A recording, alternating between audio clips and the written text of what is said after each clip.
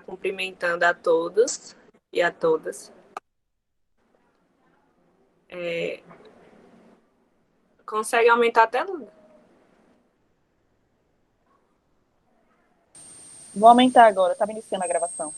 Ok. Então, como eu falei, boa noite a todos. Vamos iniciar nossa conversa, nosso bate-papo de hoje. Estamos aqui para conversar um pouco, né, dentro do que é o Vozes. Pode passar, Deu.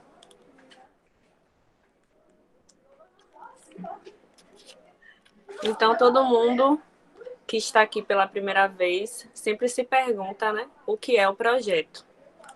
E o projeto foi a minha forma de tanto me mostrar como também ser útil. Então, através do projeto e do meu conhecimento jurídico e da minha pesquisa acadêmica, eu tento simplificar a linguagem e torná-la mais acessível. Então, o Vozes é o lugar para a gente criar novas narrativas, a gente quebrar o silenciamento, entender que discursos não são neutros, né? Entender o que é linguagem de discurso, o que, que esse discurso pode trazer dentro da liberdade de expressão, e a partir dessa liberdade de expressão, qual seria a consequência quando ela é violada, tá? Porque a liberdade de expressão, por mais que seja um princípio constitucional, ele não é absoluto. Então, ele precisa estar ali ponderado, precisa estar em equilíbrio com outros princípios fundamentais. Próximo deu.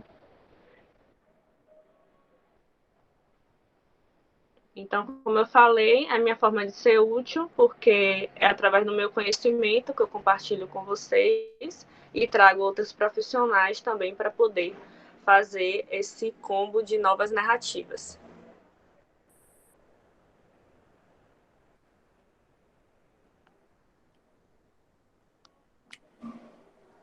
Sereno, você não está me ouvindo?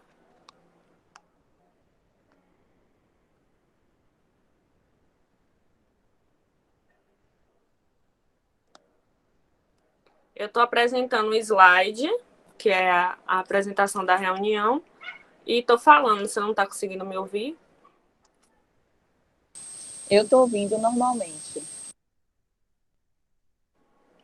Ele escreveu no chat, por isso que eu pausei.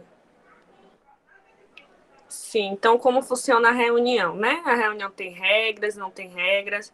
Então, para deixar claro, aqui é um bate-papo, para ser realmente uma roda de conversa virtual. Então, a gente não tem um exato momento para poder abrir para perguntas. Todo mundo pode falar, tá? Então, a gente tem a opção aqui do áudio, como a gente também tem a opção da escrita, que é o chatzinho. Então, toda vez que alguém quiser falar, só precisa clicar na mãozinha, que é uma ferramenta do aplicativo, que seria mostrando, né, que tem a vontade de falar. E aí, eu e a convidada ali vai intermediando para vocês estarem participando. Mas a regra é só o respeito, né? Ninguém é obrigado a estar aqui concordando 100% com a gente, mas o respeito, ele é primordial. Então, vocês não são obrigados a falar, não são obrigados a ligar a câmera, mas isso faz toda a diferença, já que a gente está construindo um debate, tá? Com a temática de hoje, que é a hipersexualização como uma forma de empoderamento. Próximo deu.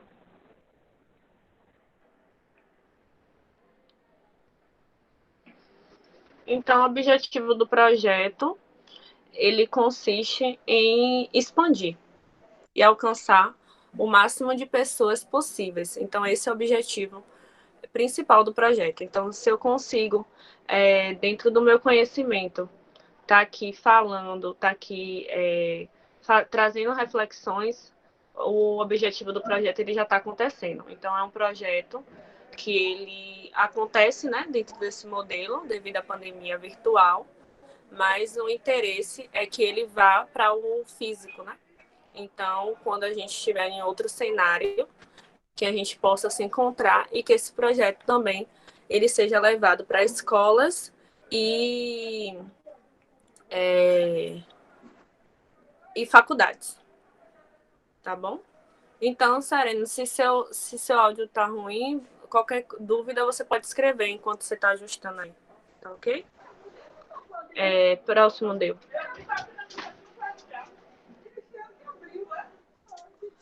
Então, as fases do projeto, como eu falei, ele hoje está em online. Eu estou vendo, né, uma data para poder fazer um lançamento de um e-book através do YouTube. A gente fazer um lançamento que seria um manual, né, falando dos limites sobre a liberdade de expressão dentro das redes sociais. Então, hoje, com essa questão em massa, né, do cancelamento digital, a gente precisa estar ponderando ali esses limites e estar sempre dialogando. Então, todas as reuniões eu faço anotações, como se fosse uma ata, e dali eu vou extraindo o que aquilo ali eu posso simplificar dentro da minha linguagem.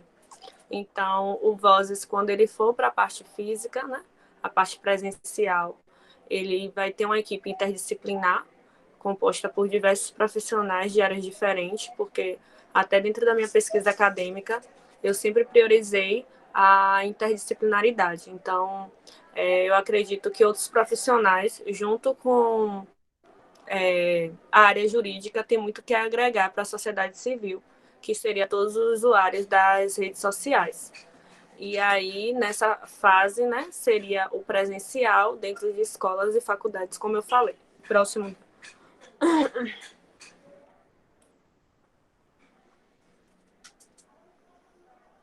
Então, esse é o perfil, tá? Onde eu escrevo nas redes sociais. Esse é o perfil oficial do Vozes, para quem ainda não conhece, porque algumas pessoas compartilham o link, né? Então, é importante a gente estar mostrando onde também é uma forma de comunicação. Então, dali eu faço divulgações de conteúdo sobre diversas temáticas. Então, eu falo que o Pluralidade de Vozes é o meu lugar de ocupação e revolução. Próximo dele. Então, aqui é um bate-papo para a gente sair da zona de conforto, como eu falei. Aqui a gente não tá para fazer e nem botar para ser engolido, né? De goela abaixo as nossas convicções, os nossos estudos, ou seja, as nossas ideologias. Mas aqui a preferência é que a gente saia da zona de conforto para ser longe de calmaria, para a gente se inquietar, para a gente refletir criticamente e a gente adquirir uma consciência coletiva. Próximo.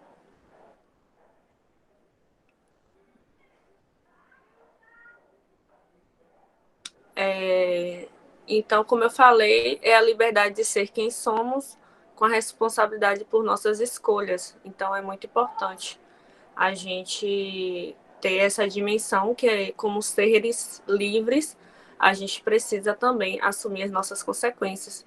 Então, como eu dei o exemplo da liberdade de expressão, quando infringe esse limite, desrespeita, ele está ali passivo de criminalizações ou outros tipos de responsabilidade. Pode passar. Pode ir passando, porque eu te mandei um mais simplificado dele. Você colocou o antigo. Deixa eu Vai pulando. confirmar. Tá.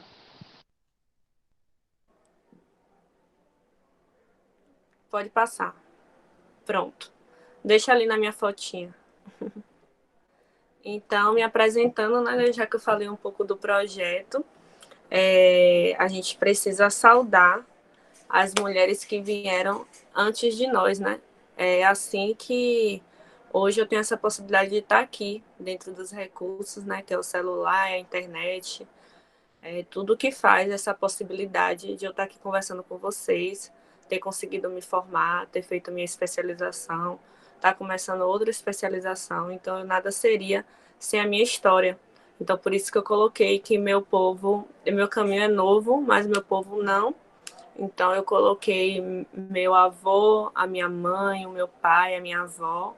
E a tarjinha amarela seria o Friends, porque eu tenho muitos amigos e eu fiquei insegura de acabar não contemplando todos. Então, todos que fazem a parte dos meus afetos, né? todas as minhas relações afetivas, elas estão aqui sendo lembradas quando eu falo da minha história. Pode passar. Então, quem sou eu? Me chamo Daiane Gabriela da Silva Cardoso, eu tenho 29 anos, moro em Salvador e coloquei uma citação de Lélia, né, que o negro tem que ter nome e sobrenome. Então é muito importante dentro dos espaços que a gente está ocupando, que a gente se apresente pelo nome completo. Próximo deu. Então, para mim, né, todos os encontros, todos os convidados, todo mundo que está aqui, eu fico bastante feliz porque vocês estão dando o que é mais de precioso, né, de vocês, que é o tempo. Então, dentro dessa correria, desse modelo de realidade que a gente está se deparando, dentro de todos os desafios, todo mundo que para um minutinho para estar aqui, né, nos ouvindo, isso é de uma grandiosidade, de um carinho, de uma amorosidade enorme. Então, eu entendo que nem todas as quintas dá para todo mundo participar, mas aqueles que sempre se esforçam, né, para estar aqui, eu fico muito feliz. E esse projeto não seria possível sem a participação de vocês. Então, eu agradeço e por isso que eu coloquei que o momento de reflexão, que tudo que for dito aqui é para a gente sentir, a gente pensar, a gente desconstruir e tentar praticar. Então, dentro dos diversos objetivos que o Vozes tem, inclusive porque ele é livre, que nem Daiane, ele tem muito de Daiane. Então, é um projeto que eu não ia conseguir pontuar todos os objetivos que eu tenho com ele, né? Mas como a gente precisa ser o mais breve possível, ele é bastante amplo, ele é independente, ele é autônomo. Mas se no final dessa conversa a gente conseguir pensar, desconstruir, estar tá dentro desse lugar de escuta, de respeito, meu objetivo vai ter sido alcançado. Então, como eu falei, o projeto se chama Vozes, né?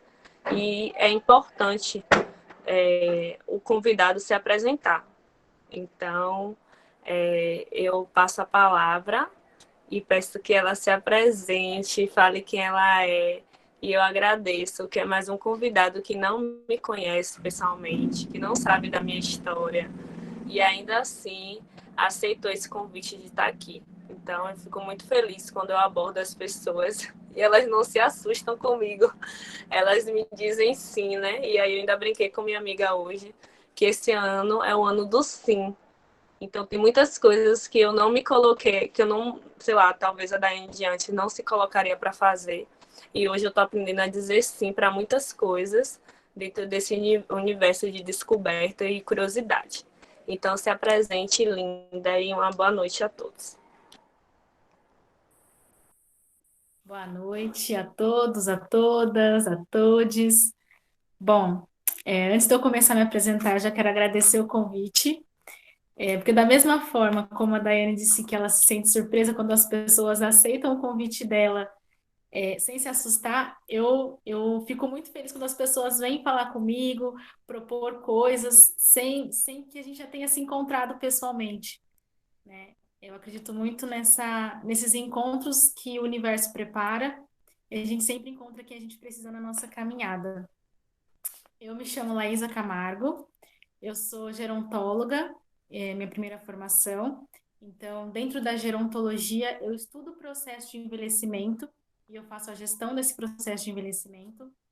Atualmente, com a gerontologia, eu trabalho em uma instituição de longa permanência, eu faço a gestão dessa instituição. Então, esse é o meu trabalho CLT e, ao mesmo tempo, eu trabalho com terapia sexual, eu sou sexóloga também. Então, eu trabalho com terapia sexual voltada para mulheres, para casais e para pessoas que achem importante, que sabem que precisam desse suporte nesse momento, né? Eu tenho 28 anos. Atualmente, eu estou no interior de São Paulo, em uma cidade bem pequena que se chama Cordeirópolis. E aqui eu tenho me surpreendido bastante também com a questão da forma de trabalhar, porque por ser uma cidade muito pequena, a gente muitas vezes encontra resistência em trabalhar com empreendimentos, principalmente na área da sexualidade, principalmente por ser uma mulher jovem. Então, eu tenho tido boas surpresas estando aqui no interior e conseguindo ter contato com tantas pessoas que não estão tão próximas fisicamente, mas que, como eu disse antes, me encontram nessa caminhada.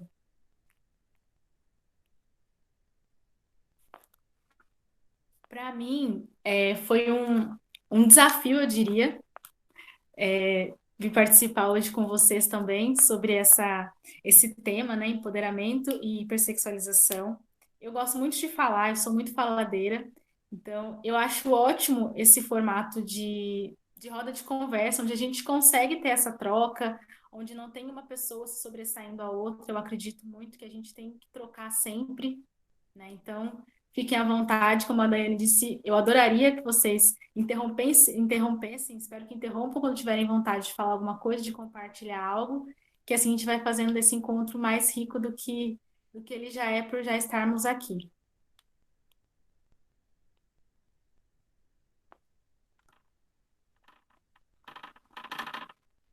Daiane, você quer que eu comece? Eu falo uma com você. Então, né, você preparou algum. Sim, você poderia começar e já trazer algumas provocações e a gente tá dentro desse formato aí, a gente está conversando. Júlia. Bom, eu preparei alguns tópicos, porque como eu comentei antes, eu falo muito e uma coisa vai puxando a outra, né? As coisas elas vão se encaixando. Então, eu coloquei alguns tópicos, fiz alguns apontamentos para a gente poder conversar sobre isso, né? Então, quando eu pensei sobre o tema empoderamento e hipersexualização, eu achei importante começar pensando o que que é esse empoderamento, né? Que é uma palavra que está tão em alta, que a gente usa tanto o tempo todo e que muitas vezes ela é usada em contextos muito diferentes. Então, a ideia do empoderamento, ela vem com a proposta de trabalhar a retomada do poder social por grupos ditos como sendo minorias. Então, grupos que têm direitos garantidos e que muitas vezes não sabem como acessar esses direitos ou que não têm o acesso tão facilitado a esses direitos que já são garantidos. Então, quando a gente fala em empoderar, né, em buscar esse empoderamento, seria realmente buscar uma maneira de rever a estrutura de poder que a gente tem hoje, essa estrutura hierárquica de poder que a gente tem hoje, né, de uma forma muito resumida e muito sucinta. E aí, dentro da questão do empoderamento, Paulo Freire, que foi quem trouxe muito dessa tradução aqui para o Brasil, ele fala que o empoderamento ele está dentro de cada um de nós quando a gente resolve procurar maneiras de, de evoluir e de se transformar, né? Então, o empoderar-se seria isso, seria a gente procurar essa evolução e essa transformação dentro de cada um de nós, né? E aí, eu acredito muito e eu trabalho muito, eu falo muito isso para as pessoas com quem eu convivo, com quem eu atendo, os meus clientes e também os meus amigos, que eu acredito que não existe empoderamento sem autoconhecimento. Eu acredito que essas duas coisas caminhem muito juntas, né? E o autoconhecimento, ele vem muito de uma caminhada longa, né? A Daiane comentou que esse ano é o ano do sim, né? E ao longo do último ano eu tenho trabalhado muito não, né? O dizer não, essa questão de não aceitar tudo, porque isso também faz parte do nosso autoconhecimento, né? Nós, enquanto mulheres, nós viemos de uma criação que nos diz socialmente que a gente tem que ser sempre muito agradável, que a gente tem que procurar incomodar o mínimo possível, a gente tem que procurar fazer o máximo de coisas para todas as pessoas estarem sempre muito felizes, por estarem próximas a nós, né? E isso faz com que a gente acabe perdendo a oportunidade e o tato para dizer não. Muitas vezes a gente se sobrecarrega por não saber dizer esse não. Então, a gente acaba deixando de lado a nossa essência e a nossa capacidade de trabalhar o nosso autoempoderamento também, né? E aí, quando eu falo também sobre essa questão do autoconhecimento, eu acredito que a gente tem que tentar não se encaixar quando a gente pensa em empoderamento e autoconhecimento. Procurar incomodar mesmo, sair dessa caixinha, sair do que a gente aprende e ouve sempre que tem que ser daquela forma, né? Então, às vezes a gente não se encaixa num determinado local, em um determinado relacionamento, não é porque a gente não cabe lá de uma forma negativa, é porque às vezes a gente é grande demais para estar ali, né? E a gente dificilmente olha por esse ângulo. A gente, na maioria das vezes, tenta se encaixar, tenta se diminuir para estar dentro dessas relações, sejam relações interpessoais, sejam relações profissionais. Então, isso é um perfil que é muito recorrente da grande maioria de nós mulheres, principalmente, né? Porque quando a gente pensa ao longo da nossa criação, homens e mulheres ainda são criados de maneiras diferentes, né? Então, os homens, eles sempre são incentivados a procurar mais, eles são sempre incentivados a buscar mais. Se eles não cabem ali, é porque ali não é bom o suficiente para eles. E nós aprendemos muitas vezes o contrário, né? As criações são de que se a gente não está se encaixando ali, é porque a gente está sendo rebelde demais. Então, muitas vezes, a gente faz o oposto que a gente deveria fazer, né? A gente tem que saber impor limites, que aí entra a questão do dizer não. Então, saber até que ponto a gente pode ir, até que ponto vale a pena a gente estar naquele local, naquela relação mesmo, né? E saber que não tem nada errado em resolver sair. Se não tá bom pra gente, a gente tem que ser a nossa prioridade, né? E esse seria um terceiro ponto do autoconhecimento, saber elencar prioridades. Nos colocarmos em primeiro lugar antes de colocar as vontades, os desejos das outras pessoas. Também é algo que eu tenho trabalhado bastante em mim, além de trabalhar com a minha clientela, né? O fato de a gente saber que a gente é mais do que os padrões que são socialmente impostos, também faz parte dessa questão do autoconhecimento, que a gente tem sempre uma enxurrada de padrões que são colocados, do que é bonito, do que é certo naquele momento. Ah, mudou o que é bonito, agora o que é bonito é assim, então se você estava no padrão de antes, agora você precisa mudar. Então, a gente precisa sempre estar acompanhando e estar de olho no que a gente consegue movimentar, né? Em movimentos positivos, movimentos que são ascendentes. E a internet traz muito isso, né? A internet dita sempre muitas regras, a internet traz sempre muitas novidades. Às vezes a gente está se adaptando a uma e já vem uma segunda novidade. A gente tem que correr para se adaptar também, né? Falando em questão de trabalhar com redes sociais, em questão de trabalhar com o público online, isso é muito cobrado, né? Então, a gente também tem que saber dosar isso para que a gente não se prejudique nessa correria atrás de pontos que não são tão relevantes assim naquele momento, porque dali 30 minutos vai mudar de novo. A gente tem que sempre saber o que realmente vale a gente tá colocando a nossa energia, né? A questão da inteligência emocional, eu acho que também é muito importante quando a gente pensa em autoconhecimento, desenvolver esse tipo de esse ponto, né, a inteligência emocional, que é algo que também a gente não faz da noite para o dia, é uma coisa que ela é construída, né? Assim como a nossa sexualidade, que é algo que eu vou pontuar daqui a pouco, a questão da inteligência emocional, ela vem muito da nossa infância, ela vem da nossa adolescência, então tudo que a gente é hoje, a forma como a gente se relaciona, a forma como a gente lida com as nossas emoções, vem de uma criação inteira, então a gente não muda isso da noite para o dia. E aí entra também a questão de saber entender o lugar do outro, né? Quando a gente fala em empoderamento, eu penso que a gente começa isso com a gente, esse empoderamento começa dentro da gente, quando a gente consegue alcançar um nível de expansão em que a gente consegue entender o ponto em que aonde o outro está naquele determinado momento, sem julgar, e muitas vezes isso é um processo muito difícil, né? A gente tem o hábito de julgar bastante. Quando a gente consegue se empoderar, aí sim a gente está pronto para trabalhar o empoderamento com outras pessoas também. Porque o empoderamento, ele é coletivo, né? E aí eu acho que se encaixa muito essa questão da hipersexualização, né, com o empoderamento. Porque a gente vê muito nas redes sociais perfis que são hipersexualizados, e, e a Daiane pode falar até melhor do que eu, porque o texto que eu tive acesso, que eu li, eu achei muito bom, A gente tem muitos perfis que são hipersexualizados, que as pessoas trabalham em cima disso, né? E às vezes a pessoa que está nessa posição de estar sendo objetificada não tem noção exatamente do que está acontecendo, da amplitude que aquilo tem, né? E às vezes a gente que tem uma outra percepção poderia ter uma abordagem que trouxesse de uma forma empática nessa discussão, esse compartilhamento. E aí a gente entra na questão da pluralidade, né? Que todos nós somos plurais.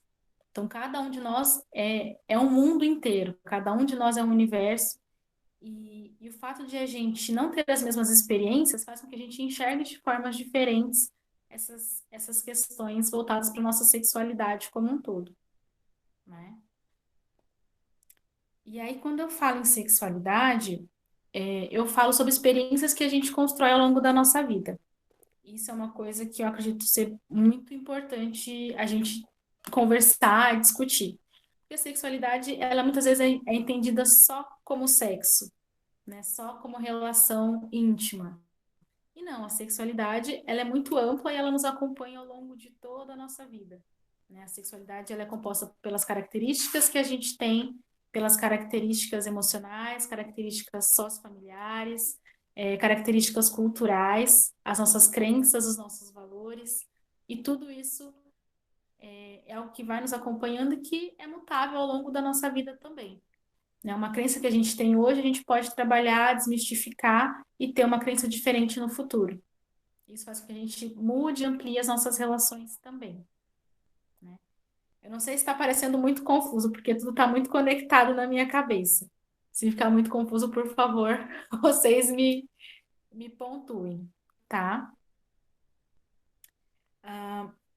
E, e aí, a questão de hipersexualizar, né, muito nas redes sociais, que é que a gente trouxe, né, como tema hoje, eu acredito que é algo que sempre existiu, pelo menos no mundo feminino, no mundo de nós que somos mulheres negras, isso é algo muito presente, né? E hoje a gente consegue ver em outros âmbitos também. Mas falando de um lugar, de um lugar de fala em que isso é muito presente, né? Essa hipersexualização, ela vem de muitos anos, ela vem desde a época colonial, né? É algo que a gente tem lutado bastante para ir desmistificando. Mas a gente não pode pensar só na hipersexualização de mulheres pretas, né? A gente tem que pensar de um modo mais amplo, pelo menos no tema de hoje, né? E aí, o que que seria essa hipersexualização, né? Seria o fato de a gente trazer características que são sexualizadoras para uma situação ou para algo que não tem essa finalidade. Então, a minha rede social, eu uso mais o Instagram, né, profissional. Se vocês entrarem para dar uma olhada, ele não tem nada de muito erótico. Eu trabalho focado na sexualidade, mas eu não trabalho tanto com questões de erotismo na página, né? E muitas vezes eu recebo mensagens no meu direct que são muito invasivas, pelo fato de eu ser sexóloga, né? E o fato de a gente trabalhar com sexo não quer dizer, com a sexualidade, né? Não quer dizer que a gente está disponível e que a gente tem interesse em todas as pessoas que vierem falar com a gente, né? Então, eu acredito que isso seja algo muito corriqueiro, com pessoas que trabalham na área da sexualidade, na área de terapias, na área de massagens, né? Que são coisas que as pessoas ainda interpretam de uma forma muito errada, muitas vezes,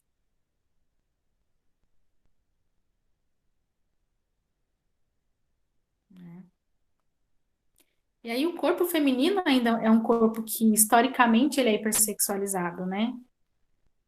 Nós mulheres, nós sempre, desde muito cedo, pelo menos na nossa cultura, a gente recebe muitas cobranças, né? Como eu já apontei, a gente não tem tantos incentivos para ir buscar coisas maiores, para ir buscar crescimentos maiores, para explorar mais, mas nós somos sempre muito cobradas nesse ponto de, tem que ser uma mocinha, tem que sentar como uma mocinha, tem que se portar de tal forma, né? As mulheres são muito cobradas com relação à questão de estar trabalhando fora, porém, ainda assim, tem que dar conta da casa, tem que estar sempre disponível para sexo, que é uma coisa que que eu pelo menos recebo bastante de queixa em atendimentos clínicos, né? Como é que a gente pode estar interessada em manter uma relação íntima com uma parceria se a gente está sobrecarregada, se a gente está cansada, né? Então, até isso a gente é cobrada muitas vezes, né? De manter uma relação, de manter um relacionamento saudável pelas duas pessoas, né? Que se a gente não der conta de manter esse relacionamento saudável, a parceria vai procurar uma outra pessoa fora de casa, como se isso fosse um problema da mulher. Então, a gente ainda tem que culturalmente mudar bastante coisa, no meu ponto de vista. A gente tem que colocar Laísa? bastante. Sim? Opa, Sereno aqui. Pode falar agora ou é ao final? Fica à vontade, pode falar, Serena. Como é que eu fiz algumas anotações aqui enquanto você ia falando, alguns pontos eu ia anotando para elencar depois. Uhum, O tema me chamou bastante atenção por conta de eu curtir muito a Black Music e a Black uhum, Music americana e a Black Music brasileira hoje ela tá espelhando muito o modelo americano, tanto na estética visual quanto na estética lírica mesmo. E a hipersexualização do negro por nós mesmos, ela é bastante evidente na música, né? O tempo todo. Eu não sei onde é que nasce, qual é a raiz, que tipo, talvez não tenha, não nasça na nossa comunidade, talvez não nasça como uma necessidade da indústria. A indústria queria que fosse assim, a gente não sabe quem são os donos reais da indústria, mesmo a Black Music.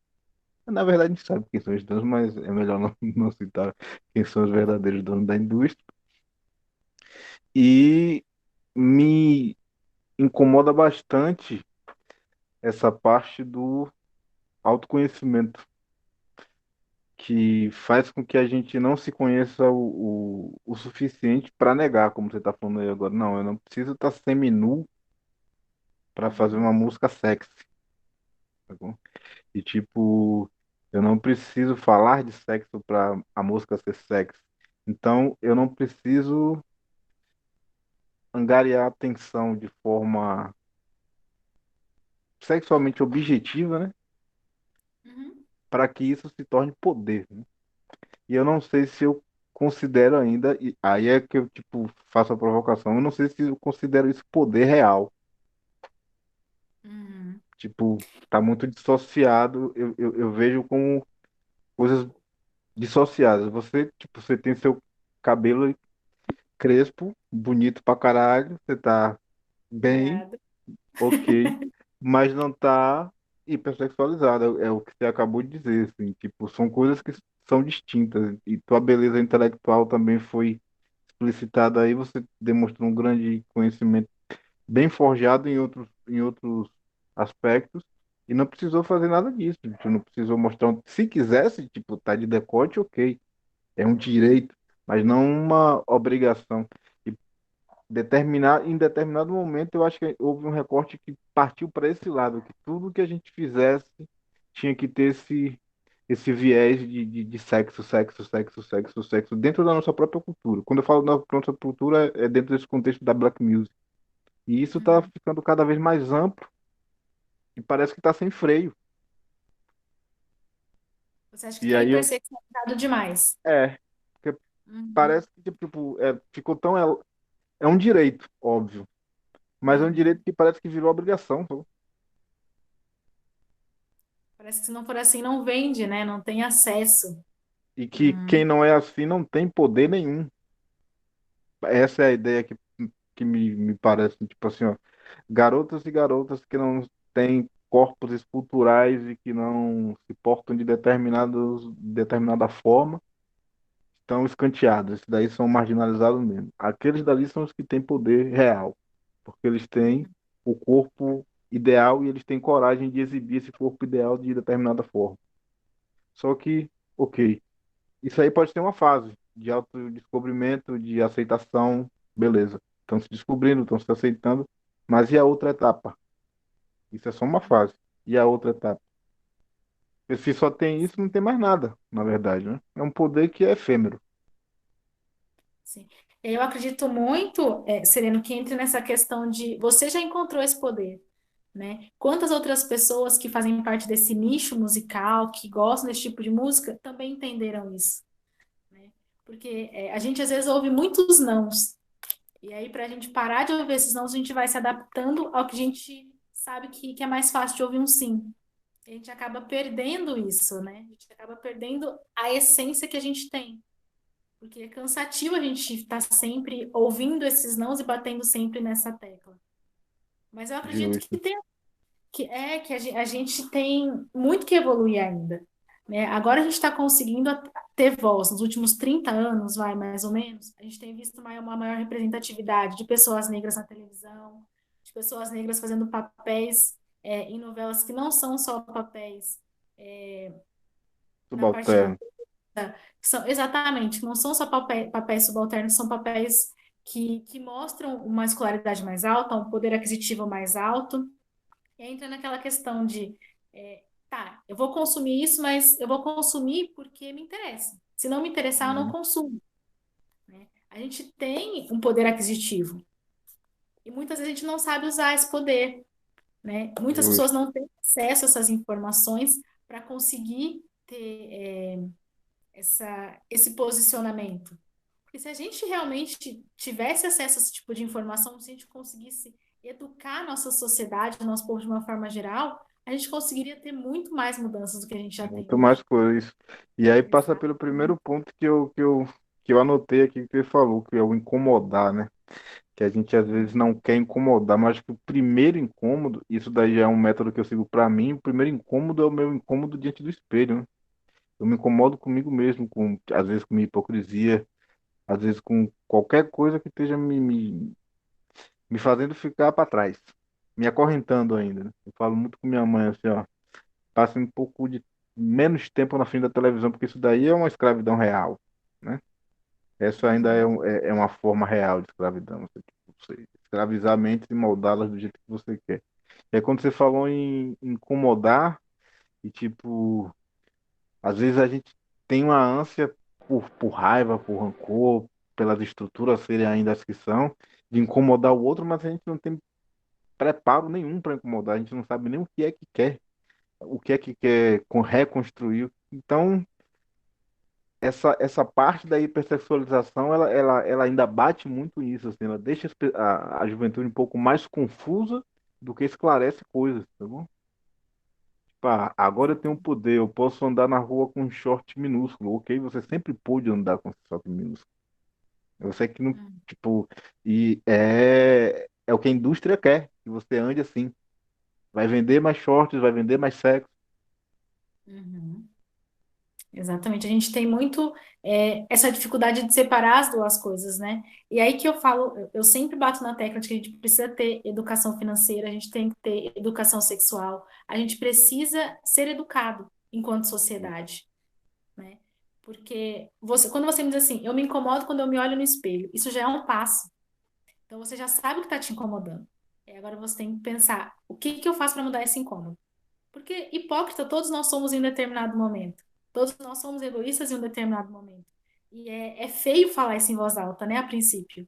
Você Muito. admitir que não é bonito. Só que esse é o nosso primeiro passo, né? A gente sempre Eu queria fazer um tem... complemento com a sua fala. Fica à vontade, Daiane.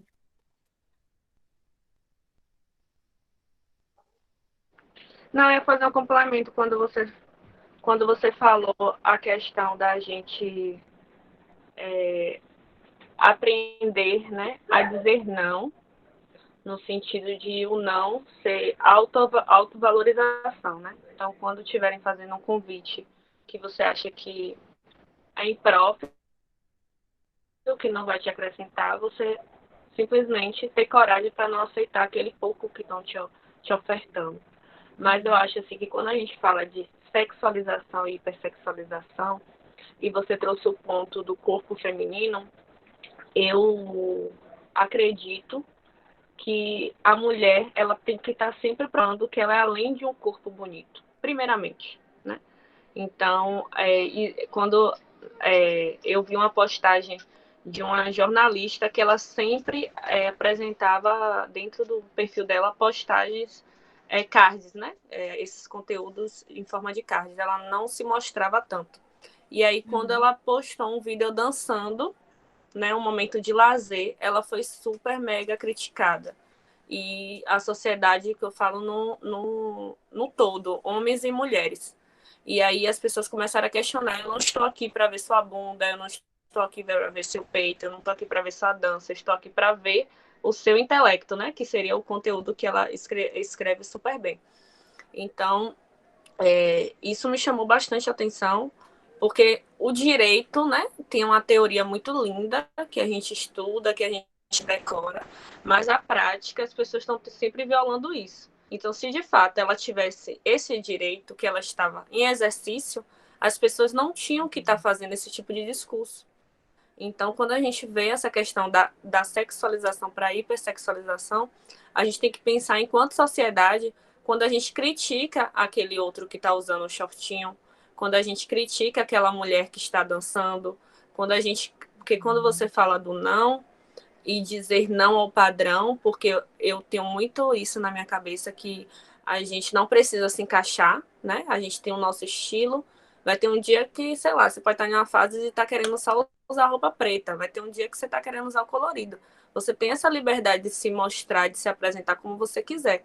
Existem ambientes mais formais, mas dentro do que você acredita e você se sente bem, você vai ali, né, dentro do vestuário, você vai se apresentar. Então, eu vejo que hoje existe essa sociedade que ela não está pronta para respeitar as escolhas do outro. Então, novamente, ela reforça um padrão, e é um padrão que quer silenciar essa mulher. Então, eu acho que quando a gente critica o short da mulher, a dança da mulher, é uma forma violenta de querer silenciá-la, porque é como se fosse que você está inibindo a expressão dela, né? E dizendo que esse não é um determinado momento para que ela se apresente assim. Então, dentro desses questionamentos, né? Eu acho que tudo que a gente traz, a gente tem que olhar para a gente, né? Então, quando a gente fala do olhar julgador, o olhar julgador não é o outro, é a gente também, que a gente julga. Por melhor, mais evoluído, mais desconstruído que esse ser seja, né, esteja ali dentro dessa construção e desconstrução, a gente precisa entender que a mulher, ela precisa insistentemente provar que é além de um corpo, né? Então, quando algumas pessoas elogiam a nossa intelectualidade, é quando a gente está tendo, às vezes, a oportunidade de mostrar. Mas quando a gente não quiser ser tão intelectual, elas acabam tirando o nosso direito de lazer, de extravasar, de mostrar outras qualidades que a gente tem além e para além da intelectualidade. Então, eu só queria fazer esse complemento dentro dessas questões que a gente começou a discutir. E você pode tomar a palavra, que eu também falo muito, viu? Não, mas eu acho que é muito isso, as coisas vão se complementando bastante, viu, Daiane? Porque, por exemplo, essa semana eu estava tendo uma conversa com uma colega e ela, aliás, eu estava almoçando e ela veio puxar a conversa para criticar uma terceira pessoa, uma terceira mulher. Ela falou assim: quando esse tipo de situação acontece, eu tenho vergonha de dizer que eu sou mulher. Aí eu falei: então, eu tenho vergonha de dizer que eu sou mulher quando uma pessoa vem até mim criticar uma outra mulher, sendo que não tem nada a ver com a vida dela. O que ela faz da vida dela é um problema dela. E se ela compartilhou, foi porque ela se sentiu confortável para compartilhar algo da vida dela, esperando não ser criticada. Então, a gente traz muito esse machismo ainda, né, que faz parte da nossa base social aqui no Brasil. A gente, não só no Brasil, na verdade, mas pensando mais para perto, a gente ainda tem muito essas falas machistas vindas de muitas mulheres, né? No criticar a roupa, no criticar a forma de se portar, né? A gente tem isso muito enraizado ainda.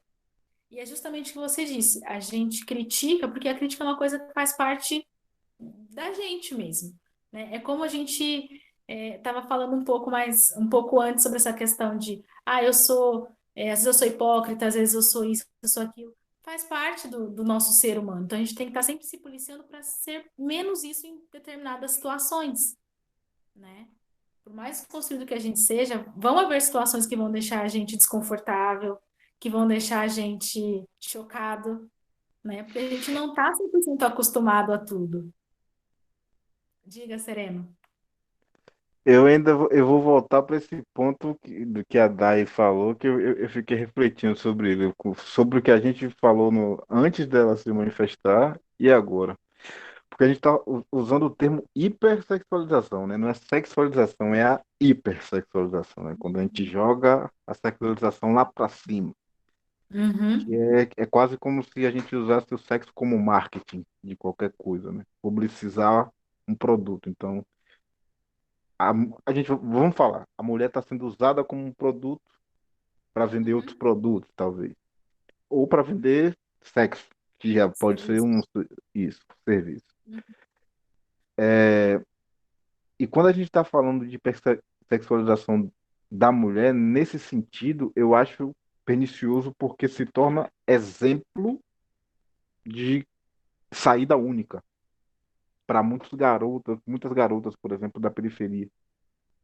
E uhum, tipo, eu digo isso porque eu observo bastante, eu tenho primas menores, pequenas, que dançam pagode sem saber o que é que aquelas letras estão dizendo, mas elas já, tipo, as danças são eróticas e elas não sabem que são eróticas, mas O o, o, olhar o, dessa o- forma, né? isso. Uhum, E a erotização ela vai sendo incorporada sem que elas saibam. E que há o direito, eu creio que sim, que é inalienável. Todo mundo tem que ter, assim, mas eu acho que tem que ter um pouco de responsa também. Porque, tipo, eu sou um cara que participei de muita festa de rua, sabe? E de pagode e tal, e desde adolescente, de ir pra rua. Então, eu sou homem criado dentro de uma cultura que a gente sabe como é, cultura machista e tal. E para me desfazer de determinados comportamentos, que eu não me desfiz de todos ainda, e até de pensamentos que são piores do que os comportamentos. Comportamentos são a manifestação do que você já pensa, como você já vê o mundo, né? Dos valores. Eu só acho que a estratégia hoje, tanto do lado, vamos dizer assim, progressista, quanto de quem é incisivo em críticas de direita, as duas estratégias elas têm falhas grotescas assim, nesse sentido, porque um expõe demais e o outro quer reprimir demais. Então, tipo, há os extremos quando o equilíbrio pode ser o meio. Como a Daiane falou, ó, ok, se eu quiser eu não exibo minha intelectualidade hoje, eu vou pra praia de biquíni curtir a praia, massa. Eu não tenho obrigação nenhuma de estar de maiô ou de não exibir meu corpo. Ok, beleza. Mas que isso não se torne uma obrigação, porque é uma obrigação não nossa, é uma obrigação de uma indústria cultural, se a gente começar a observar de maneira mais ampla, assim, de cima. Hoje, uma das que eu acho mais foda ia lançar um single, ou não sei se lançou, Isa. Ela começou a carreira colocando vídeos no YouTube cantando soul e cantando blues e tal. E um cara da Warner viu, o CEO da Warner viu e trouxe ela para dentro da indústria. Hoje, Isa é outra figura. Ela canta ainda pra caramba, mas ela é outra figura. A gente vê que, tipo, malhou pra caralho e os caras estão explorando a beleza dela de um nesse jeito assim, hipersexualizada. Tem sempre um close de bunda e não sei o quê. Não é que a gente critique por criticar, é porque já ela tem um talento muito maior do que isso. uhum, Tipo, o que aconteceu com Lauryn Hill, por exemplo, com Mariah Carey também, foram duas que praticamente enlouqueceram dentro dessa indústria aí. E dá para saber por que que elas quase que enlouqueceram. As exigências a gente sabe quais são, principalmente para as mulheres. Um homem pode ser acima do peso pra caralho que ninguém vai ligar. Uma mulher acima do peso pra cantar e ser aceita se for a Cione, que canta pra caralho demais. E aí ninguém vai bater de frente com ela porque o peso dela já é não o peso corpóreo, é o peso da presença dela. No dentro do samba ninguém vai falar, ah, aqui é o Cione, aqui ninguém vai falar que a mulher é gorda. uhum. E aí o tanto que ela teve que caminhar até chegar aí, né? Porque o que a indústria trabalha, quando se tem bons profissionais, a indústria trabalha o que vende, né? Então, Isso. muitas vezes o profissional fica ali à mercê dessa situação, né? Porque precisa ter nome, quer crescer e tudo mais. Então, é bem delicado isso, é difícil a gente conseguir impor todos os limites que a gente sabe que a gente precisa impor, que a gente pode impor, Tem né? aquilo que tem a ver com o que você falou, né? O sim e o não. E o primeiro sim e o primeiro não, eles são talvez determinantes, né?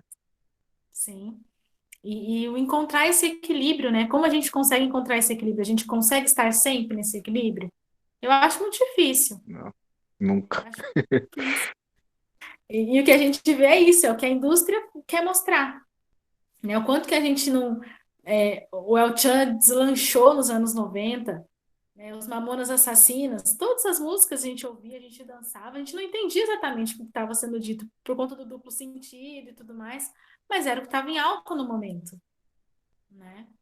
Então, essa hipersexualização, ela vem de uma forma de vender, né?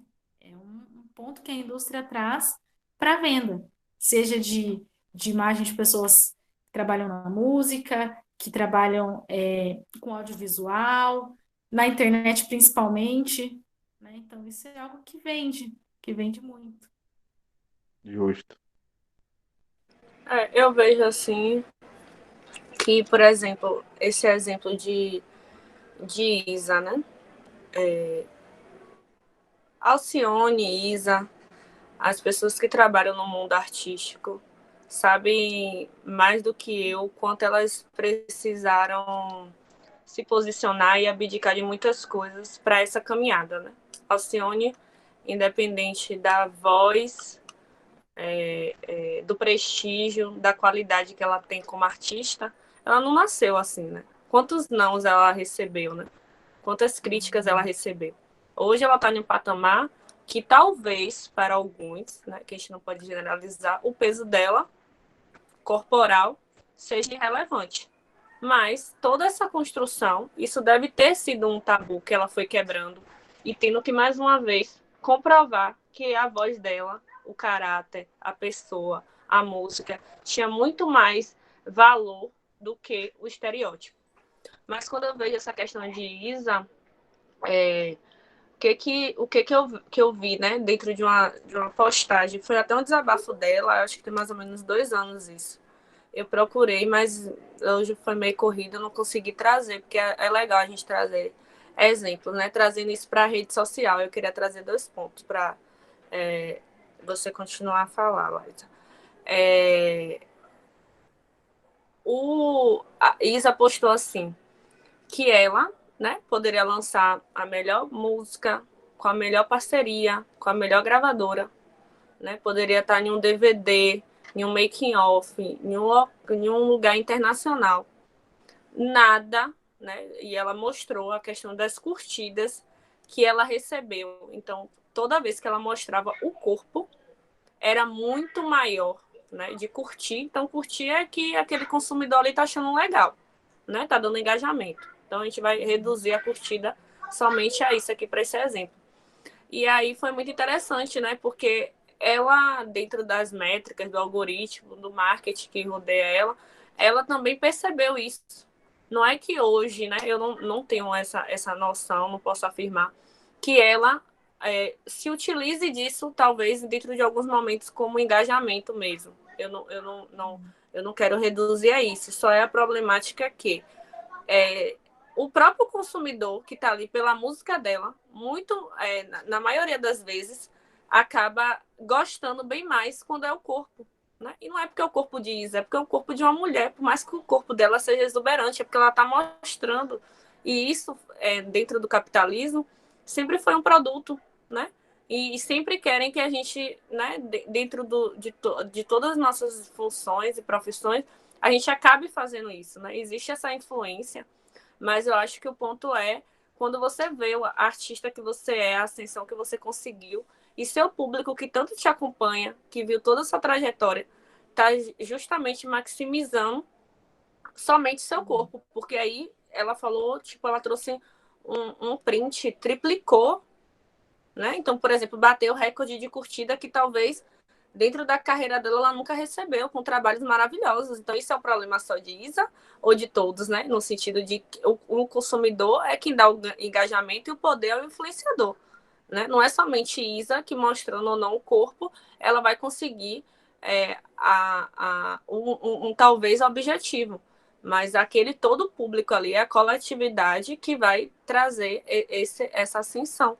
E aí vem a questão do TikTok, que foi um texto que eu compartilhei com Liza sobre essa questão que hoje minha sobrinha de 8 anos está dentro do aplicativo e faz vídeos maravilhosos, mas existe, né? Eu acho que eu não consigo, né, dentro dos meus estudos, ver assim, um limite. Eu acho que quando a gente sexualiza uma mulher, por mais que trazendo um ponto que não dependa só dela, né, só da exibição dela, eu acho que a sociedade, para hipersexualizar, é muito rápido.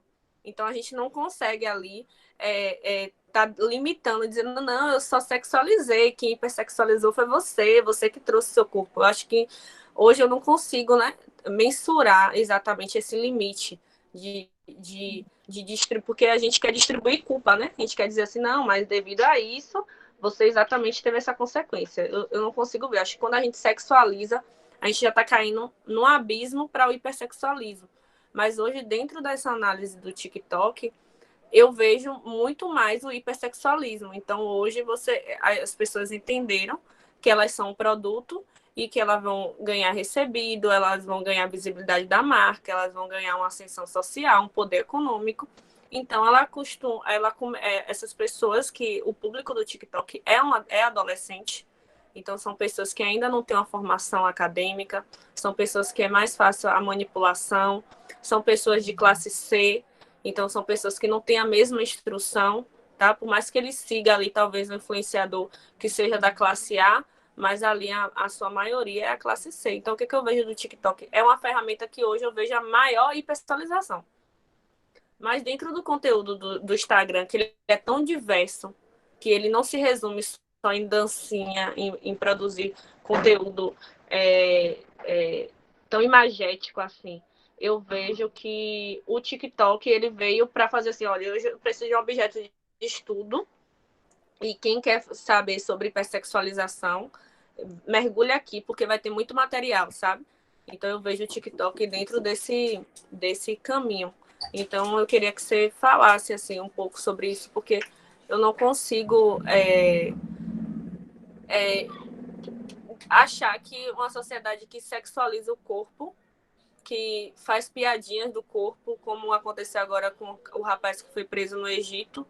Então a gente já conseguiu provocar metade dessa sociedade que, independente da roupa, vocês vão me sexualizar.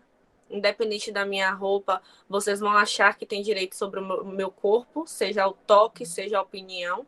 Então a gente já, né, por mais que hoje não alcance todo mundo, mas a gente já começou a visualizar que não é sobre a roupa.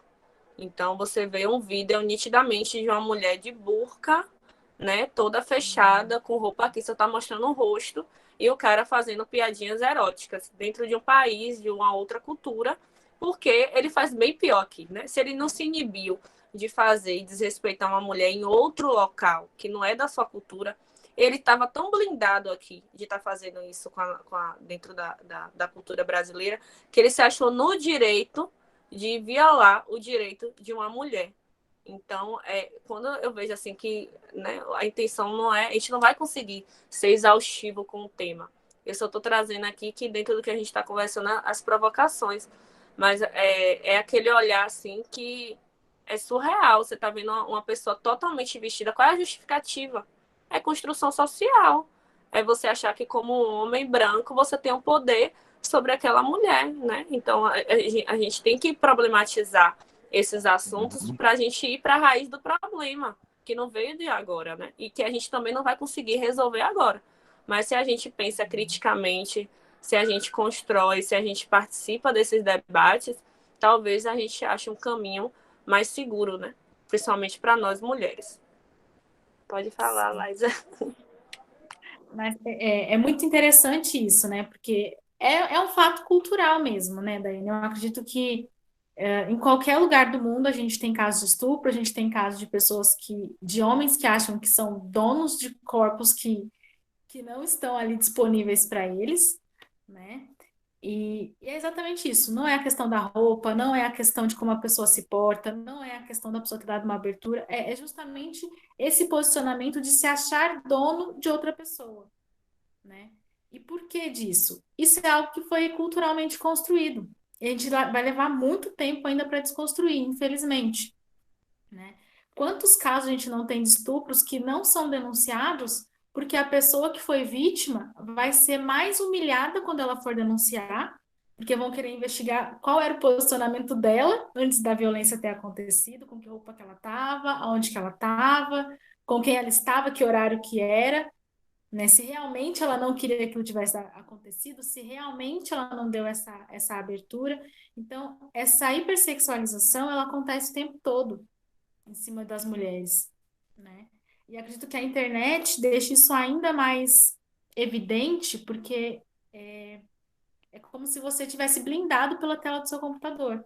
As pessoas se sentem muito mais corajosas para dizerem o que elas querem, para se posicionarem de formas invasivas e grosseiras, porque às vezes elas não estão sendo vistas ali, né? Não é sempre um perfil que é real, muitas vezes é um perfil fake. Isso faz com que as pessoas se sintam no direito de ser mais invasivas ainda, né? Então, quando eu digo que a gente precisa ter educação sexual aqui no Brasil, em outros países, mas aqui principalmente, é porque a gente já vem de uma cultura de escravização, a gente já vem de uma cultura de hipersexualização do corpo da mulher, principalmente do corpo da mulher negra, né? Então, a gente tem uma caminhada muito longa ainda pela frente, né? Não é a roupa, não são esses os requisitos. É o fato da pessoa achar que ela tem mais direitos sobre o seu corpo do que você.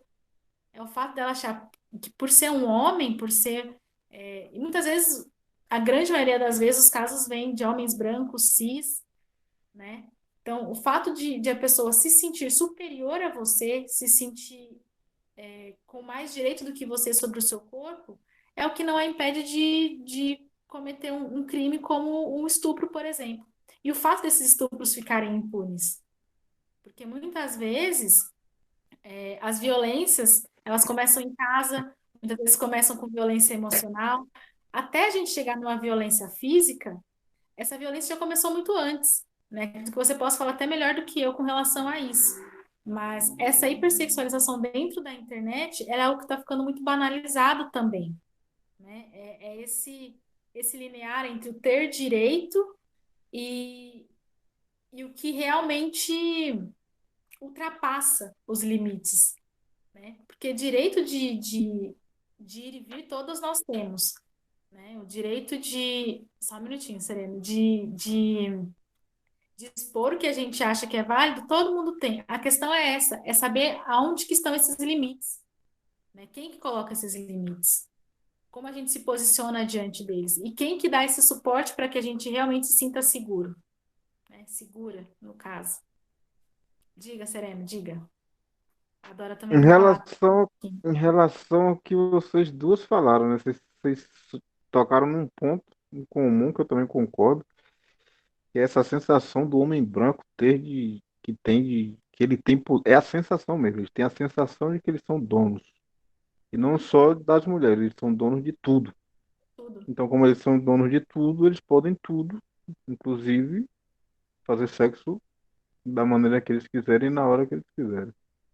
É uma questão que é para ser bem levantada. Tipo, e a agressividade do homem branco ela é muito evidente nesses aspectos, assim. Se você não Uhum, fizer por bem, você vai fazer por mal, porque eu posso. E não vai dar nada para mim.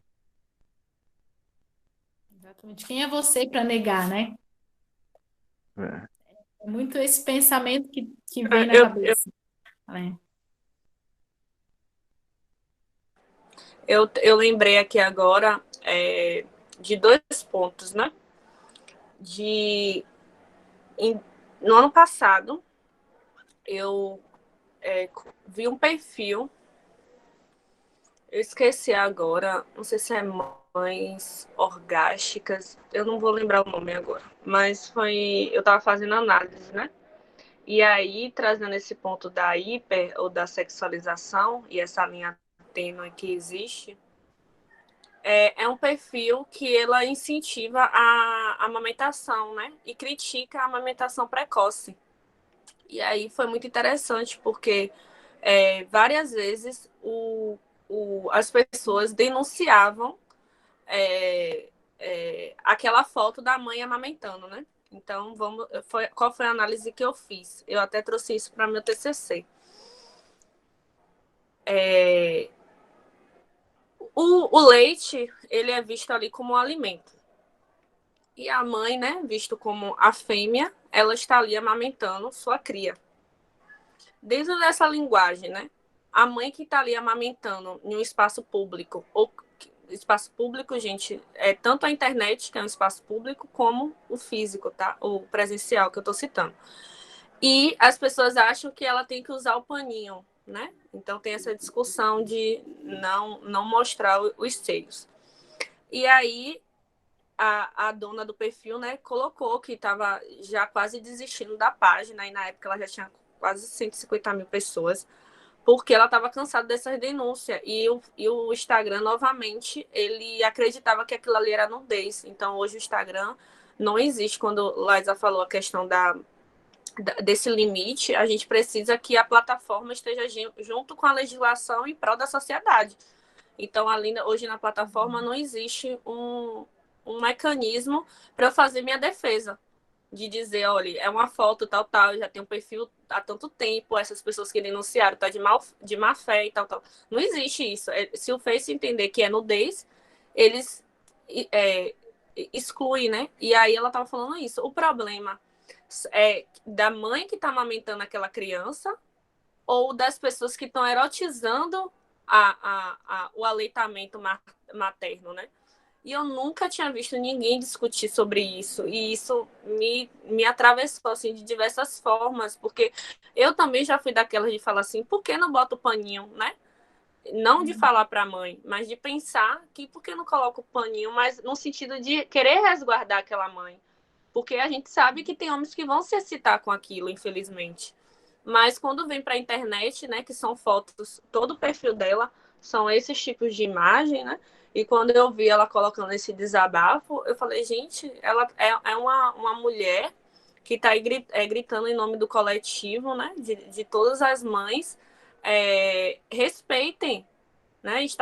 Aqui o debate é informação. O que a gente está fazendo é compartilhar informação. A gente não está aqui vendendo o corpo dessas mães. Aqui a gente está falando da importância. Então, elas traziam dados, né?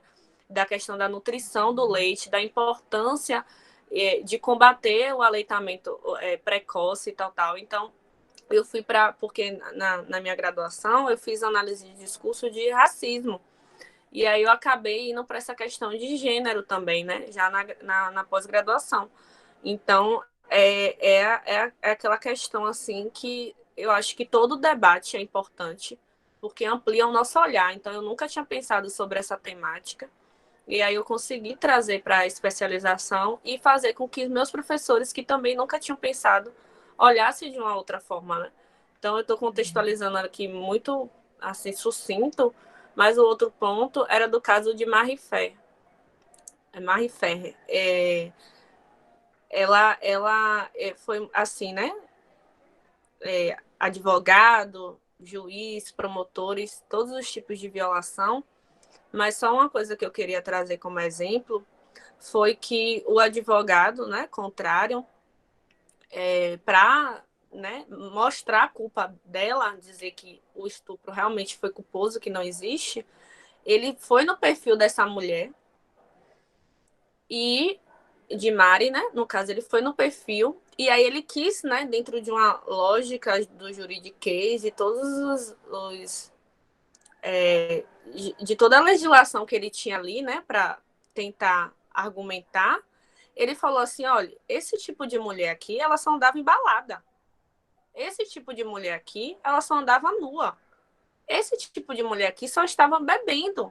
Então ela tem respaldo para estar criticando esse empresário, esse homem rico, esse homem branco, entendeu? Então, tipo assim, resumidamente, a lógica era essa. E aí, quando eu vi isso, eu falei assim, é esse o ponto, né? Hoje, se uma pessoa talvez for no meu Instagram pessoal e veja uma foto minha de biquíni, se amanhã eu estivesse em uma situação, gente, não é sobre Mari, amanhã, Deus me livre e guarde, pode ser Daiane, e as pessoas vão usar esse argumento que eu dei causa para o pior acontecer, para a violação do meu corpo. Então, tipo assim, pegar as imagens, pegar a vida dela em relação o cotidiano dela. Ela é uma jovem, e daí que ela vai para balada, e daí que ela tá com roupa curta ou que ela tá com roupa justa. Pegar aquilo ali para justificar um estupro. Então, quando a gente fala sobre hipersexualização, a gente não está violando só aquela mulher. Porque quando a gente precisa entender que existe o caso, existe a experiência, mas aquilo ali vai servir tanto como lição ou como incentivo. Então, né, dali, dentro do que a pessoa vai estar ali argumentando, ela vai pegar aqueles pontos ali que seja em pró para ela. Então, aquele advogado em uma outra temática, ela vai pegar ali o embasamento desse caso. Né? Então, quando a gente vê, ele alegou a vida dela social, pessoal, né, para fazer uma tese dizendo que ela deu causa para o estupro, por causa do tipo de vida que ela levava. Então, isso é um caso que hipersexualizou ela, né? A vida dela. Então, não existe um consentimento para essa hipersexualização. Aqueles homens se acharam no direito de dar risada, de dizer que ela não ia conseguir dar o golpe, que ela não ia conseguir enganar mais ninguém, e pegaram fotos dela e levaram para a mesa de audiência para ridicularizar, para humilhar aquela pessoa, né? Então, quando a gente fala de hipersexualização, a gente vai ter diversos exemplos, mas a gente precisa entender como um comportamento humano violento, desumano, na verdade, não é nem humano, né? Desumano, violenta mulheres, e que não é uma só, porque eu trouxe aqui diversos casos, e Liza, que trabalha com isso, vai falar ainda mais quando ela dá um exemplo, fala assim, gente, eu trabalho com massagem tântrica, com sexualidade, mas as pessoas, sem o meu consentimento, sem nenhum tipo de liberdade ou expressão quanto a isso, eu recebo mensagens, convites ou mensagens intimidadoras. Tá errado. O problema não é de Liza que tá fazendo ali seu trabalho, né? É dessas pessoas que se sentem no direito de desrespeitar. Ah, Daiane, mas é só um convite que ela aceita se ela quiser. Isso é reduzir, né? É querer simplificar questões muito mais amplas e problemáticas. Desculpe o alongamento, me empolguei.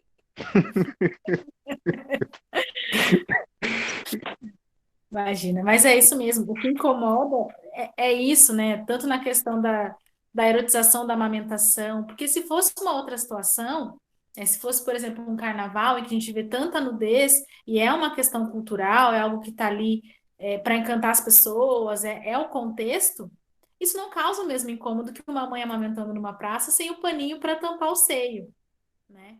E o incômodo das redes sociais, por exemplo, vou denunciar essa página porque ela tá expondo muito, tem muita nudez, ela tá falando sobre amamentação. Acompanha quem quer acompanhar. Se é um conteúdo que te incomoda, é só você não seguir, né? Então a pessoa muitas vezes gratuitamente quer atrapalhar o trabalho de outra pessoa, a conscientização, esse movimento coletivo, porque deve ser essa página mesmo, a página Mãe Orgástica, que eu acompanho também, eu acho sensacional o trabalho que ela faz. E é uma problematização que muitas vezes a gente não ouve, mas que é uma queixa frequente de muitas mulheres, né? Que estão na fase de amamentação, que estão só alimentando um ser, né? Então, o fato de a gente não ter esse tipo de diferenciação, essa questão da educação sexual, é justamente isso.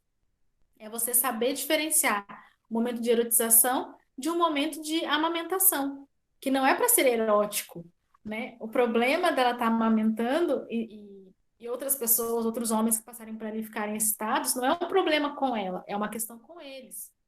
E aí, se eles estão incomodados, eles que atravessem a rua, né? Então, esses são os pontos, né? A gente precisa reforçar o que realmente é, né? E não ficar facilitando que outras pessoas passem por esse tipo de situação, né? Quantas mães a gente não ouve falando para outra, ah, mas coloca um paninho, ah, mas é, faz a ordenha em casa e amamenta com uma madeira na rua, né? A gente fica tentando procurar soluções para algo que não é o problema, ao invés de resolver o problema de fato, né? Isso é muito comum. Acho que a Dora quer falar, a gente tá se estendendo. Diga, Dora. Não tem problema, tá muito bacana. Em primeiro lugar, parabenizar a Daiane, essa querida, essa linda, com esse trabalho tão bonito e saber que continua estudando, né, Dai? Quem gosta de estudar não para de estudar. Quem entende não é só gostar, né? Porque é uma construção. Quem entende o que é estudar, sobretudo nesse momento tão terrível de negações, né? E da ciência, negação da ciência, é fundamental. E parabenizar a Laísa, né? Laísa, né? É Laísa ou Laísa? Laísa. Laísa, dizer assim para vocês, eu sou professora de educação física e sou musicoterapeuta e participo de um coletivo de mulheres dentro da UFBA e depois vou fazer o contato com as duas para no segundo semestre ver de que forma vocês podem dar uma colaboração, participar, porque a gente faz várias atividades, né? No sábado agora a gente está fazendo um debate sobre precarização tem rosto de mulher, com duas meninas do coletivo, duas mulheres do coletivo Pão e Rosas, e a gente tem feito uma parceria com o Sindicato das Trabalhadoras Domésticas para discutir também e dar apoio às trabalhadoras domésticas. Então, quem sabe, em algum momento, mais. E a gente estuda as obras de Angela Davis e tantas outras mulheres negras, né, e não negras. Mas eu queria dizer assim, um debate muito bacana, vocês trouxeram várias coisas, isso aí anotando aqui, é lógico que eu não vai dar conta, né? E esse momento, como o Dai falou, não dá conta, porque são tantas coisas, né? Mas eu queria fazer trazer uma reflexão, porque a gente tem que pensar que a nossa formação social, ela tem história, né? E a história do nosso país, ela é formada arrancando pessoas de um continente, que não foi só de um determinado lugar, destruindo uma tal cultura, reinados, e se tiram, e a partir daí já começa, né, a própria coisificação, né, e o fetiche dos corpos. Aqui são exterminados, os povos originários aqui foram exterminados. E a nossa nação ela é formada a partir de estupro de mulheres indígenas e de mulheres negras, de mulheres africanas, né? Nós somos esse Estado nacional. A partir daí a hipersexualização vem se dando, né? Então, tudo tem história. Os nossos gostos têm história, nossos desejos têm história. E a gente precisa localizar que sociedade é essa, que é uma sociedade capitalista, que é uma sociedade patriarcal, racista, machista, misógina, LGBTfóbica, em que as mulheres elas foram se constituindo como, como posse do homem, porque é uma sociedade da propriedade, e a mulher é propriedade do homem, né? Então, essa coisa é uma construção, e a gente tem que lutar para desconstruir uma sociedade que é capitalista, por isso que a luta tem que ser anticapitalista, antipatriarcal, antirracista, né? Porque é tudo muito complicado. Então, desde a infância até a idade adulta. E aí você, Laísa, é da gerontologia. E eu fiquei pensando assim, olha que trabalho bacana, porque você sabe que alguns anos atrás, eu sempre falo isso, o governo federal ele passou a fazer campanha no combate à AIDS para as pessoas da terceira idade, né? Então, isso é bacana, é você poder exercer a sexualidade. E a sexualidade é uma coisa que é negada, porque o que é sexualidade, né? As pessoas geralmente levam para a questão da genitália e acho que aquilo ali é um prazer, você muito mais do que eu vai poder falar, né? Eu achei bem interessante quando o Madame me mandou aqui, eu disse, opa, E aí, porque nós somos ignorantizadas em todos os sentidos. O que cabe a gente é, da hora que a gente acorda, da hora que a gente vai dormir, desconstruir e nos reconstruirmos na busca de um outro vir a ser. E aí, pensando em tudo que foi debatido aí, da questão da música, da questão da amamentação, da questão de Isa, nós temos que entender que tem uma indústria cultural que constrói, vai construindo as coisas. Então, por exemplo, Isa começou lá jogando vídeos, mas tem uma indústria que hoje cuida da vida de Isa. Então, isso que Dai falou, de que tem os algoritmos, de que quando postam Gente, só a gente vê o que acontece com os programas de violência, o que acontece mostrando os corpos o tempo inteiro, é isso também sendo abatidos, de como o genocídio da população preta, o que causa e o que causa quando é uma pessoa de uma classe e de uma outra cor de pele. Então, tudo isso a gente precisa trazer para que a gente avance e faça com que as pessoas avancem, né? Porque senão a gente fica reproduzindo o que eles querem que a gente entenda, porque é uma sociedade que é pensada por homens, que tem classe, que tem raça e que tem, entre aspas, gêneros, porque muitos destes homens, eles se dizem héteros, mas dormem, deitam e são penetrados por mulheres trans e por outros homens. Mas eles não podem assumir, e a gente não pode ter dificuldade de também conversar sobre isso, né? Eu, trabalhando com educação física, peço licença a vocês, não vou ficar me estendendo muito, porque eu quero ouvir também, nós queremos ouvir Liza, mas eu acho que é importante, né, a gente falar sobre essas coisas. Lá em Mata Escura, que é uma comunidade aqui, quem é de Salvador sabe, e lá discutindo trazendo elementos, discutindo corpo e movimento. E aí eu deixei o quadro livre, botei de um lado o corpo, do outro lado o movimento, explicando para eles que aquilo ali não existia separação, só era uma questão didática. E aí eles foram colocando, eles iam falando baixinho assim, ó, masturbação, punheta, siririca. Aí eu botava bem grande. Quanto mais baixo eles falavam, eu botava grande, maior. Quanto mais baixo ele falava, mais... E aí eu ia debatendo com eles que aquilo ali não era problema. O problema é como a gente construía aquelas coisas e que sexo também não era problema, né? E aí saía, ele é donzela. Então, a gente, inclusive os professores, eles não recebem formação de qualidade. Né? O que é ser donzela, que a gente dá risada, o que é pênis, o que é rola, o que é vagina, né? As construções, os nomes que vão dando, a pepeca, a não sei o quê, porque não pode falar o nome, né, Laísa? Então, assim, a gente tem que pensar que existem construções e que a gente, enquanto mulheres negras, ou não negras, enquanto pessoas que se responsabilizam, que buscam outra humanidade, tem que... Dai aqui falou de maneira muito bacana, Dai trouxe isso muito forte, e você também, Laís, que a gente tem que se posicionar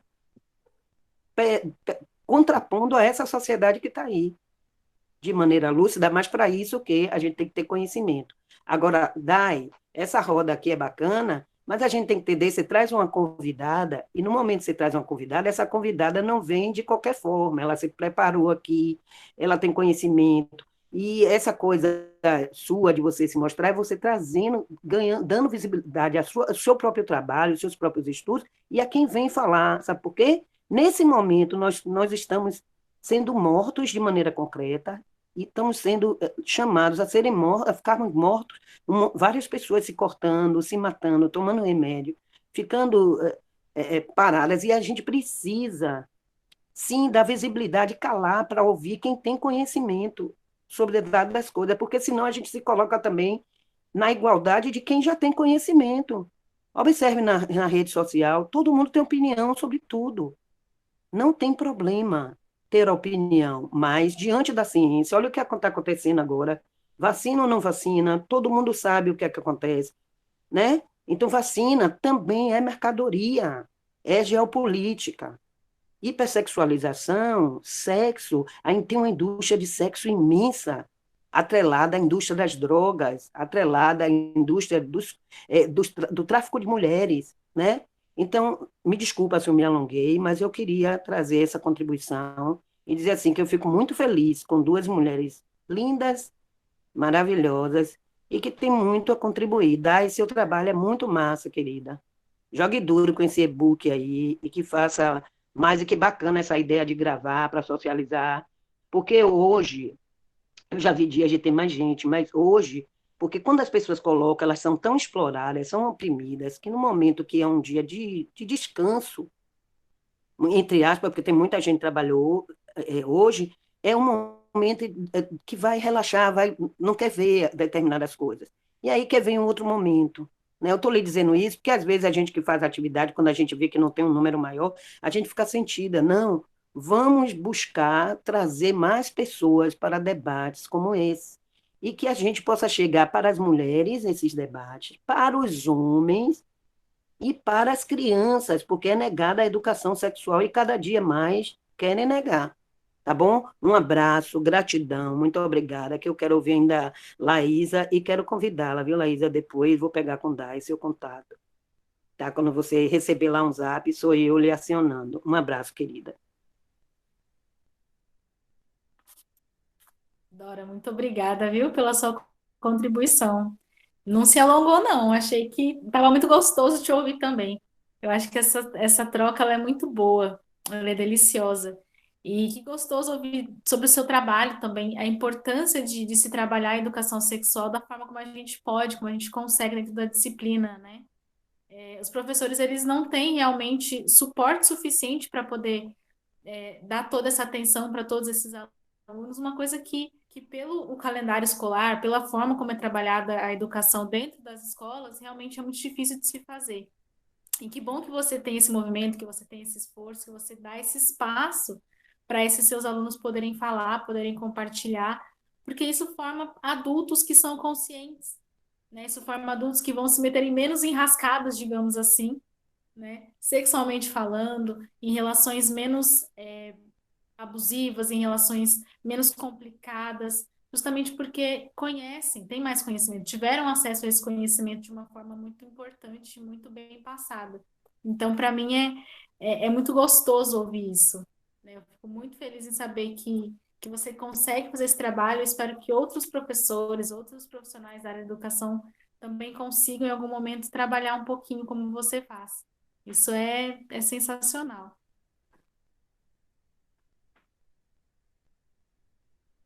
Daiane tá com uma carinha de que quer falar. Você quer falar, Daiane? Eu passei na sua frente, né? Não, não, tá ótimo. Pode continuar. Pode continuar. Eu só ia pedir para Sereno fechar o microfone dele porque fica dando interferência quando alguém tá falando e o microfone tá aberto. Pode falar. Pode fazer seguir a sua linha de raciocínio. A hora passou voando, gente. Passou, menina, já são quase 9. Mas uma coisa que eu fiquei pensando, enquanto eu ouvia a fala da Dora, foi sobre essa questão da hipersexualização dos corpos LGBT também, né? A gente tem muito isso presente e não tinha dado tempo de a gente trazer isso até o momento. Eu acho que isso é um outro ponto também que precisa muito ser trabalhado, essa questão do quanto a sociedade ainda hipersexualiza os corpos LGBTs, né? Então, a questão de um beijo, por exemplo, um beijo na boca corriqueiro, que acontece num espaço público, numa praça, num shopping. As pessoas dão um peso tão grande quando se trata de um casal que não é um casal hétero, sendo que às vezes a gente vê casais que são heterossexuais tendo expressões de afeto muito mais intensas do que um beijo, e isso não tem a mesma repercussão, né? Então, acho que socialmente a gente ainda hipersexualiza demais a forma como o outro se porta, sendo por esse outro ser diferente da gente, né? Ter uma orientação diferente da nossa, ter uma sexualidade diferente da nossa. E isso é algo que eu acredito que ainda cause muitos. Acredito não, né? A gente consegue ver pelos dados, pelas informações, isso causa muitas mortes, isso causa grandes problemas sociais, porque as pessoas elas não têm o direito de ser quem elas são. A gente volta para a questão de quem é dono do próprio corpo, quem é dono da própria história, né? Quem são os outros que acham que podem se posicionar acima de nós e dos nossos desejos, né? Essa hipersexualização, eu acredito que é bem presente no, no contexto LGBT, né? Vindo de fora, as pessoas querem colocar em caixinhas de uma forma muito, muito pesada, muito negativa, muito ruim.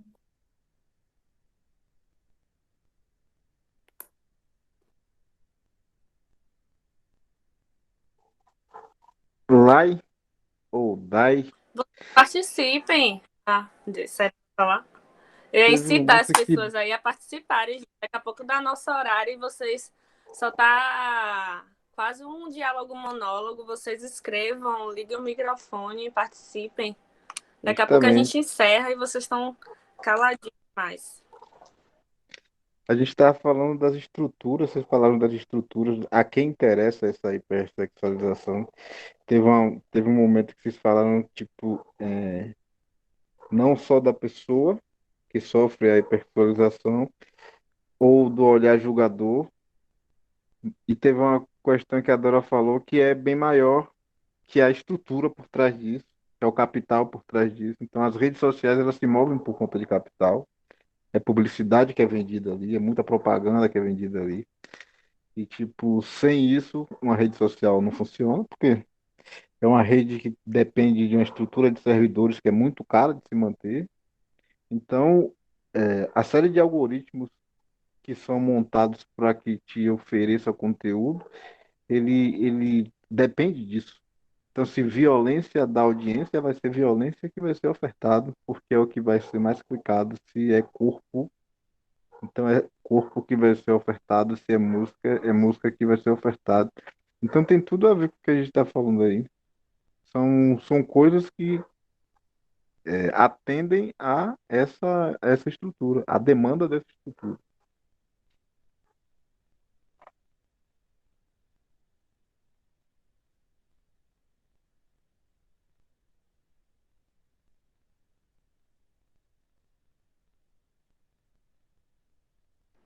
Porque quando a gente pensa, né?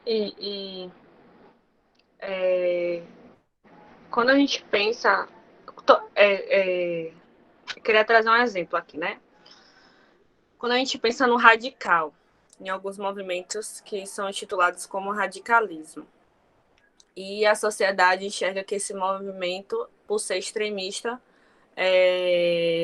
tá ali, né? Não tá ali prestigiando uma parcela da sociedade, né? E aí, quando a gente vai entender esses movimentos radicais, é justamente da palavra, da origem da palavra radical, que vem de você ir para a raiz, né? Não vem do radicalismo que a sociedade construiu em cima de extremismo. Não é isso. Não é que ali ele está impositivo ou ele seja autoritário. O radical, ele está procurando falar assim, existe um problema social e toda essa estruturação vai afetar homens e mulheres em níveis diferentes.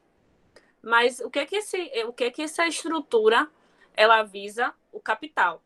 Mas em cima de quê? De quem é a opressão? De quem é a exploração? Então, como Dora citou super bem, a questão da misoginia, do sexismo, do racismo. Então, isso é o que vai fortalecendo a estrutura e o que ele vai perpetuar ali, né? Quando ele achar que ele precisa silenciar, porque ele não quer que aquele movimento enfraqueça essa estrutura. Ela quer que essa estrutura continue forte, né? Assim, tentando ser didática, tá, gente? Bem objetiva, assim. Então, hoje, para falar de qualquer coisa, a gente precisa ir para essa construção histórica. A gente precisa visualizar o que é o Brasil, né? Colônia, e o que é o pós-colonialismo e se de fato existe esse pós-colonialismo, né? Quando a gente vê tantas desigualdades e quando a gente vê desigualdades, ela vai para todas as condições, não só econômica.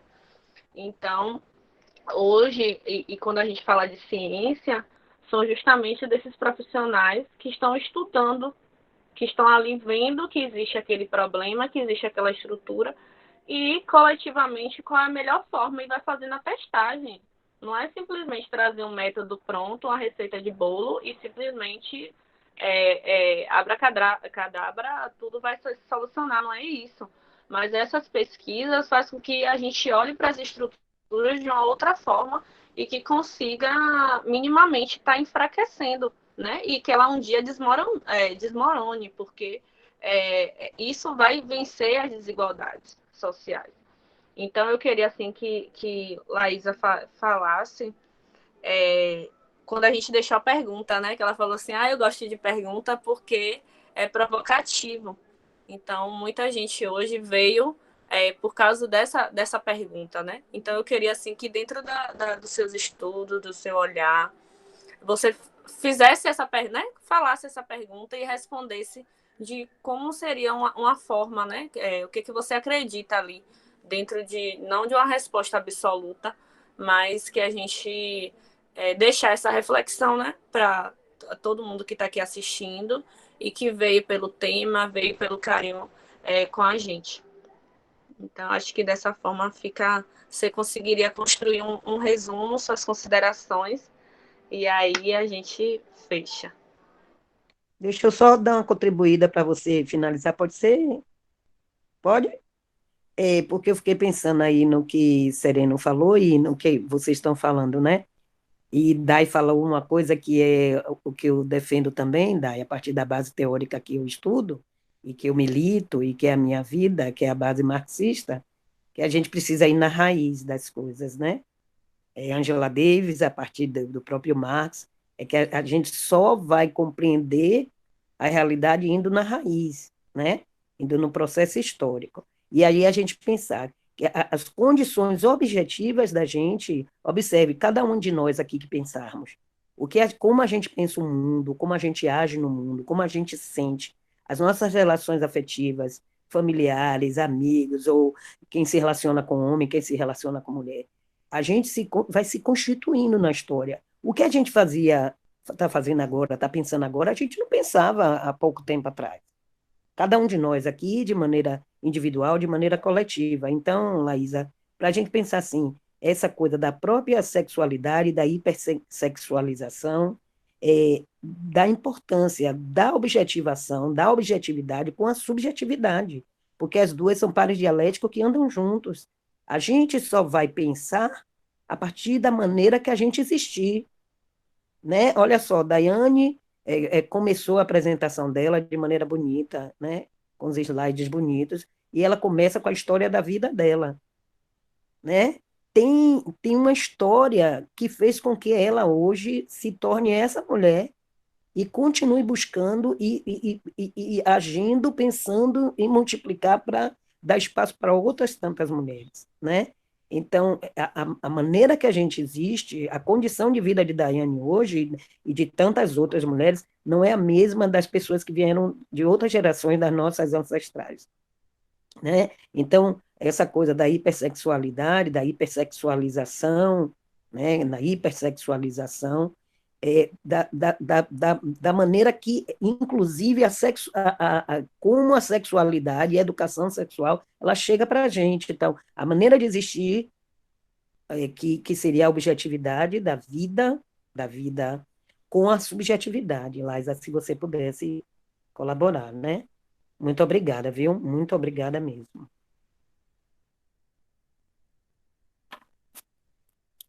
Imagina, Dora, eu que agradeço mais uma vez.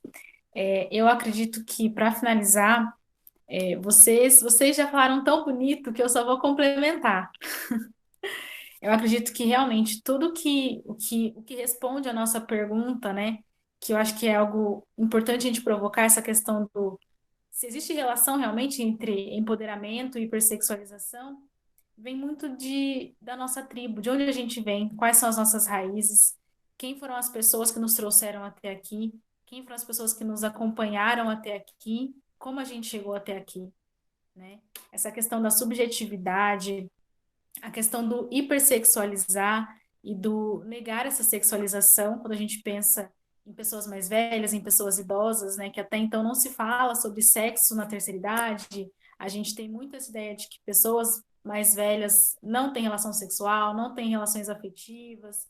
Então, socialmente, a gente ainda tem essa questão da subjetividade muito mais, com peso muito maior do que o que a gente vê enquanto ciência, né?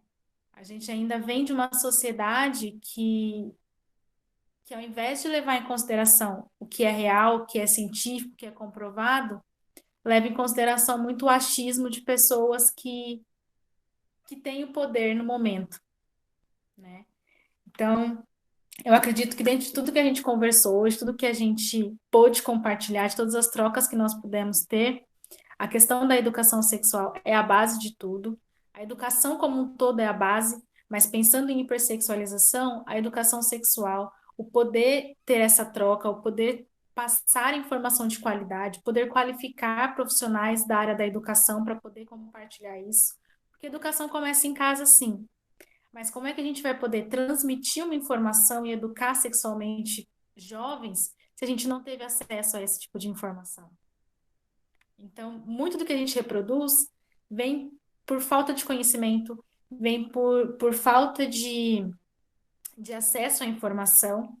Então, eu acredito que o nosso empoderamento começa a partir daí.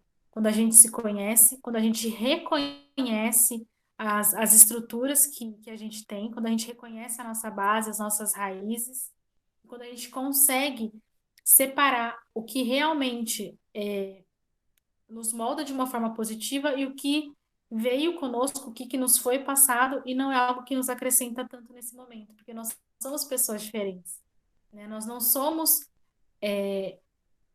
completamente o resultado das pessoas que nos criaram, nós temos a nossa essência também. Então a gente tem que ter capacidade de fazer essa separação, né? Então, o empoderamento, eu acredito que seja muito isso, a gente conseguir dar essa visibilidade para nós mesmos, a gente conseguir encontrar as nossas tribos fora do nosso nicho, da nossa raiz, dos nossos ancestrais, a gente poder fazer as parcerias que são fortalecedoras, e a partir daí a gente conseguir bater de frente, sim, a gente conseguir encontrar os objetivos que nós temos, né? O que nos movimenta, o que nos floresce, o que nos faz feliz, e em algum momento conseguir colocar em prática a nossa missão de vida, né? Porque eu acredito que educando a gente vai conseguir melhorar essas questões, por mais que seja a longo prazo. A gente começando já é alguma coisa, né? Então, o empoderar e o focar nessa melhoria, eu acho que é o que a gente tem de base. E mais uma vez, eu quero agradecer demais por vocês terem ficado até aqui, até esse momento, terem acompanhado, terem compartilhado, terem feito as considerações de vocês, porque sem isso a gente não teria uma noite tão rica, né? Eu aprendo muito com vocês, com cada pessoa com quem eu tenho essa oportunidade de trocar, né? Eu acredito que eu não sou dona da verdade, eu aprendo o tempo todo, e o fato de vocês estarem dispostos a ensinar é o que faz com que a gente consiga movimentar de uma forma mais bonita esse mundo. Então, gratidão, gratidão, Daiane, gratidão, Sereno, gratidão, Dora, Deise, gratidão a cada um de vocês que estão aqui com a gente até agora. Muito obrigada mesmo.